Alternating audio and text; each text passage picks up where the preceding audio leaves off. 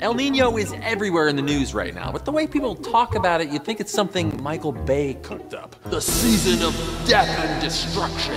El Nino may eat the blob. The Bruce Lee of El Nino. No, the Godzilla of El Ninos. Wow, that escalated quickly. Okay, let's all take a chill pill and see what this El Nino thing is really all about.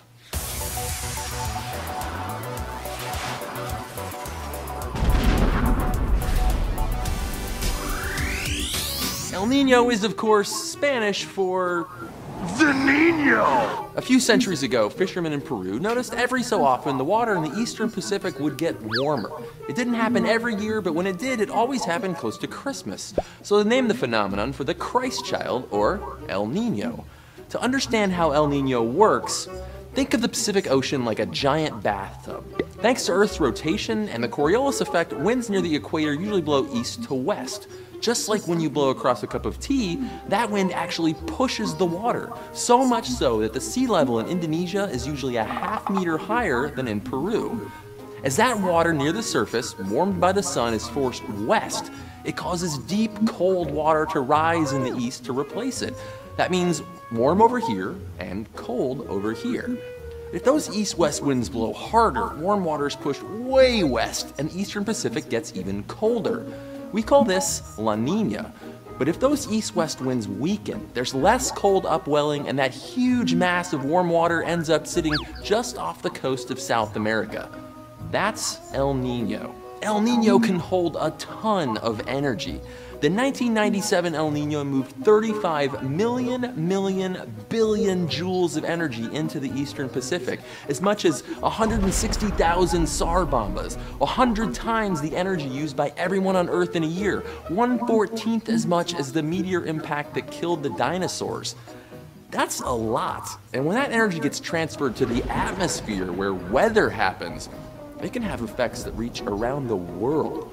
The El Nino during the Northern Hemisphere winter of '97 and '98 was the strongest ever on record. Rain and mudslides in California and Peru killed dozens and left thousands homeless.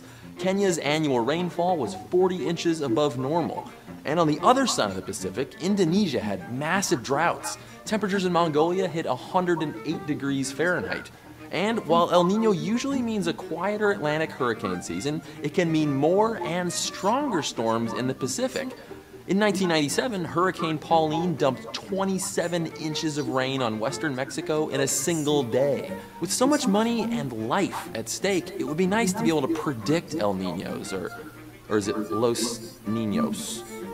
And their effects far in advance. Will California finally get some rain? Will the Northeast get less snow? Well, we just don't know. For one thing, an El Nino event can show up anywhere from every 2 to 7 years, or sometimes not at all.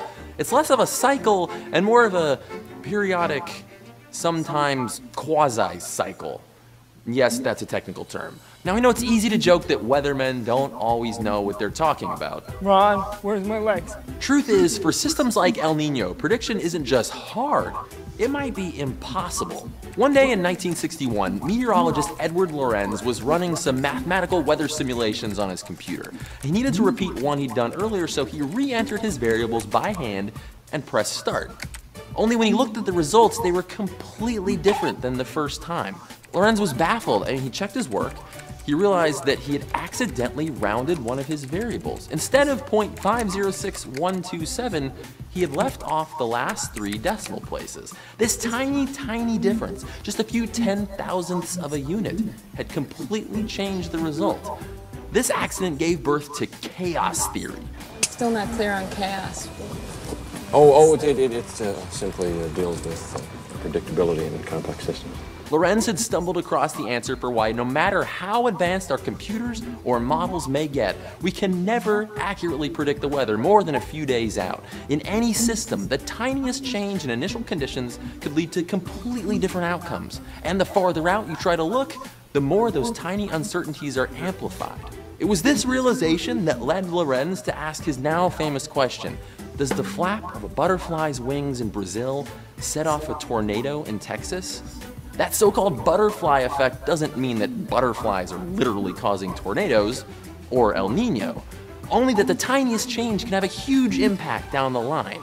This simulation tracks the movements of a particle according to 3 simple equations. The equations, or the rules, never change, but we can see that if we alter the initial condition just the tiniest bit, over time we end up with 2 very different paths. Our atmosphere is just about as complex a thing as you can imagine. An enormous fluid made up of countless individual particles, each of them depending on variables like sunshine, temperature, atmospheric pressure, wind, humidity.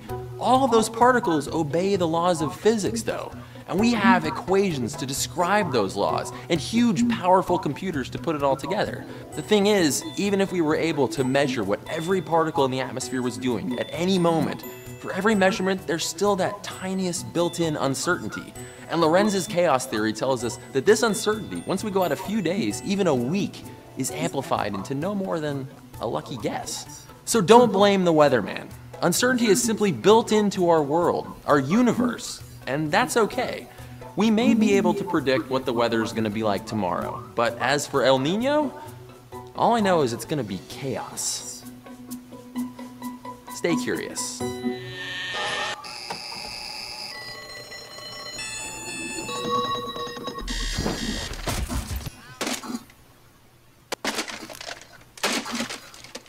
That noise marks our daily return